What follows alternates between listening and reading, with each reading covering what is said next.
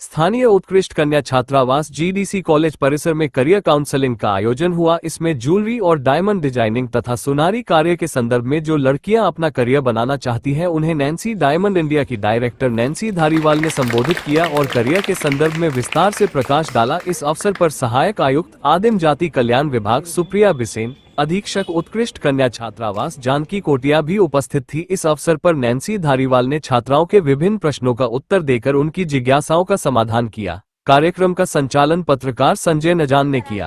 आपने किस विशेष स्पेशलाइजेशन में आपने एमबीए करा है और आपने किस कंपनी में जॉब करी है और किस पोस्ट पर आप रहे हैं? Very nice question.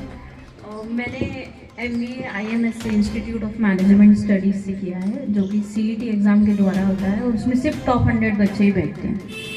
मेरा स्कोर अच्छा था और मैंने एमबीए इन ई कॉमर्स किया है। ई कॉमर्स मतलब आजकल की जो वेबसाइट्स वगैरह बनती हैं, और उसका फ़ायदा मुझे ये हुआ कि जब लॉकडाउन में मैंने अपनी कंपनी स्टार्ट करी तो सबसे पहले मैंने अपनी वेबसाइट ही बनाई थी नैन्सी डायमंड्स इंडिया की। वो एमबीए ई कॉमर्स का मुझे ये फ़ायदा हुआ वहाँ आईएमएस से। और रही जॉब की बात, तो एमबीए के बाद एक दिन पेपर में आया था कि डीपी ज्वेलर्स पे as a assistant floor manager job है। तो मैं वहाँ पे जॉब करती थी, जहाँ पे अराउंड 100 एम्प्लॉयज़ थे। उसको आपको फ्लोर पे देखना रहता था कि वो लोग क्या काम कर रहे हैं और अगर कोई कस्टमर जा रहा है तो क्यों जा रहा है।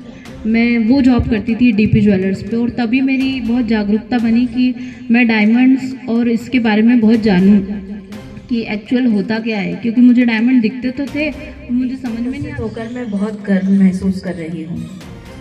आज मैं आपको अपनी कहानी और जेमोलॉजिकल इंस्टीट्यूट ऑफ अमेरिका से जुड़े करियर विकल्पों और डायमंड्स ज्वेलरी में इंडस्ट्री की संभावनाओं के बारे में बताने आई हूँ।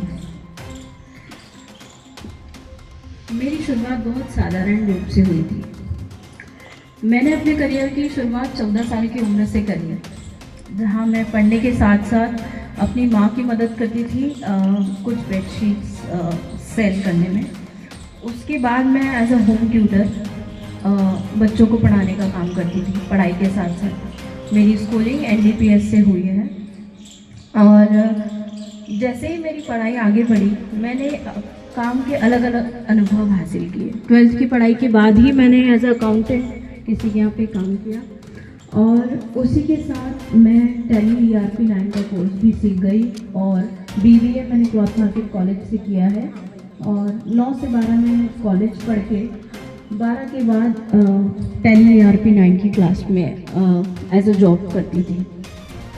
उसके बाद जब मैं MBA के लिए गई, मैंने IMS DAVU यूनिवर्सिटी से अपना MBA किया है, जिसके लिए मैंने CET एग्ज़ाम की पढ़ाई करी थी।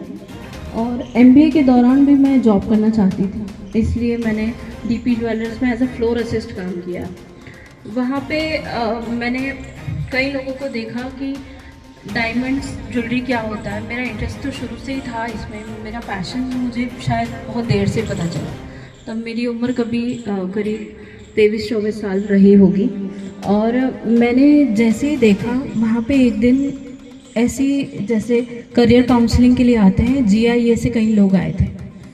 मैंने देखा कि उन्होंने कहा कि इस करियर में आपको जानना है तो आपको पढ़ाई करनी पड़ेगी। मैंने स्कॉलरशिप के लिए अप्लाई किया और मुझे अमेरिका से करीब 15 लाख रुपए की स्कॉलरशिप मिली, और उसके बाद मैंने अपना जॉब छोड़ दिया और सीधे पढ़ाई करने के लिए चली गई, क्योंकि मुझे पता था कि अगर मुझे ये करियर चुनना है और खुद की कंपनी बनानी है तो मुझे पढ़ना बहुत ज़रूरी है। क्योंकि अगर मैं पढ़ ही नहीं पाई और बता ही नहीं पाई कि क्या है तो आगे नहीं बढ़ पाऊँगी। तभी मैं बॉम्बे चली गई थी पढ़ाई करने के लिए।